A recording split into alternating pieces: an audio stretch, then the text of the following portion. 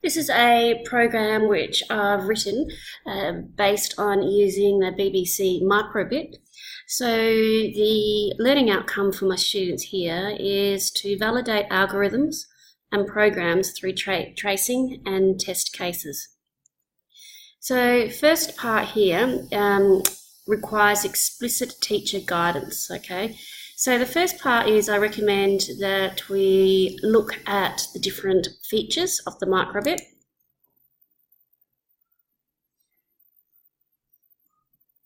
Okay, so what I've done here is I've created some screen captures from this site here.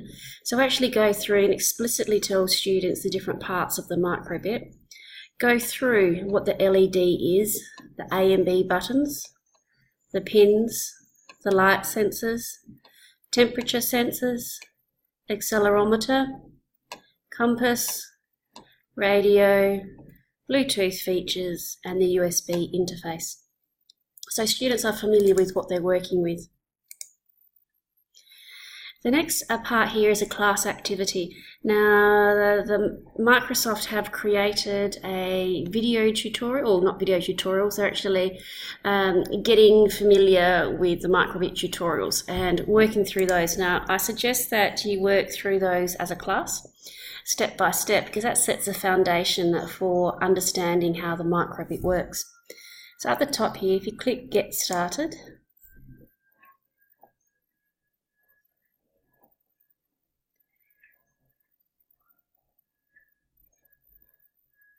it'll start a tutorial. So first of all, it says, welcome, place the show string block on the start button. Replace hello with your name, and did you see it scroll? Okay, so we go here, show string hello, replace it with your name. Okay, and you can see over the side over here that if I select play, it'll show what's going to be on there. Then if you select next, select download. Now it's important that students know how to download their programs. So the download feature is down here. I select download.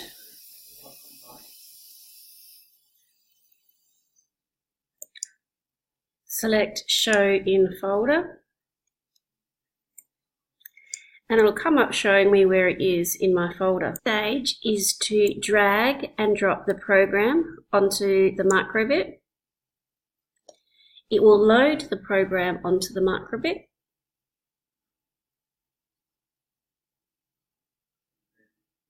And then the name will be displayed on the microbit, which you can't see in this video. So following those steps through the tutorials is a great idea, especially work through that as a class.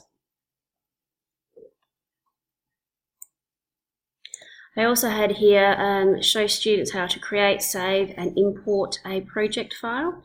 So I can show you that now.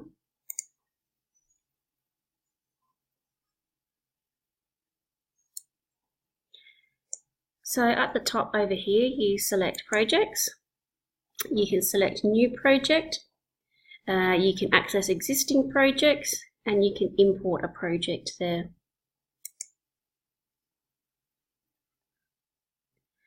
Now, work will be saved as a microbit file called a .hex file. Okay, hex files only make sense to a microbit, and you can show students what these look like by opening it. So here's a microbit file. If I select open with and Notepad, for example, and you can show students what the raw data looks like of that file.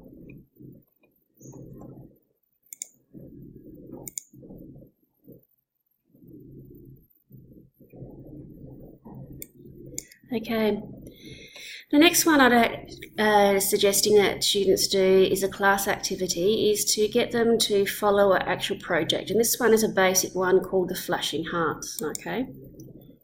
So to get to that, you select projects, and the first one I suggested is flashing hearts. It is a tutorial which you can work through, and again with the other one, the tasks appear at the top. So you complete that, click OK, and follow the steps through. Then I suggest that you allow students to explore with the microbit, okay? So these are the suggestions I have: the smiley face buttons, which is a project, coin flipper. Now students may need some assistance with this if it's their first time at coding. So I've just created an image here. So this says on start, on A press, it's going to flick between these icons here to simulate a coin tossing in the air, and then it's going to pick a random heart or one of these, basically representing heads or tails. The next project for students to work through is not in the project section. Okay, so it's actually a project which enables them to turn the microbit into a thermometer.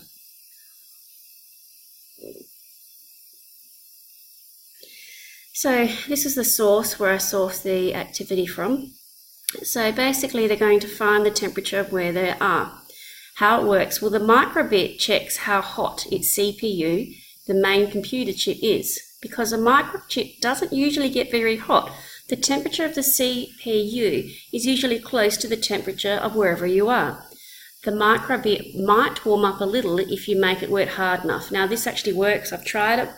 So if you hold it between your hands, the temperature will actually increase. You can actually put it on top of your mobile phone and it'll actually increase the temperature as well.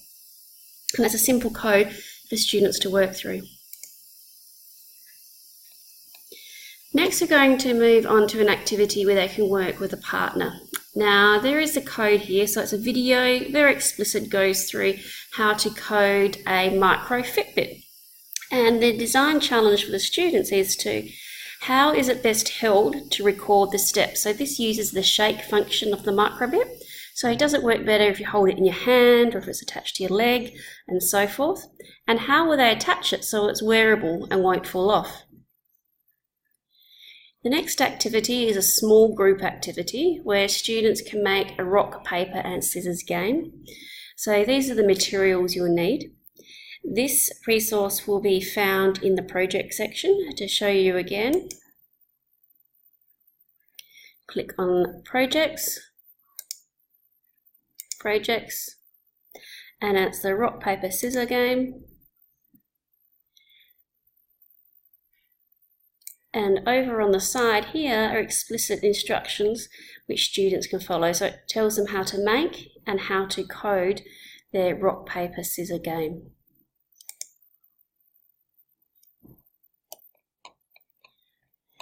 The next activity I selected was also from the project area. This is a soil moisture tester.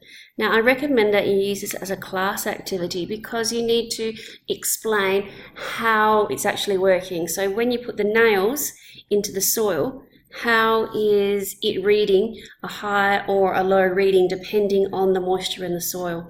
So that requires teacher assistance.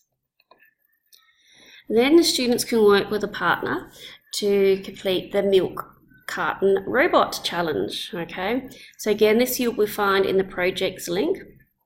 They're the materials that you need. However, I did find an error with the code when I made it. So if I just open it up, now this is my code over here.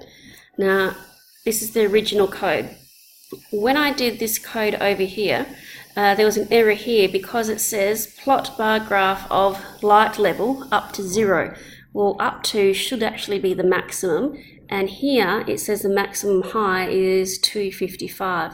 So putting it into 252, so that should actually be I see there they've got 255. This could be 255 and 255, which will enable maximum movement.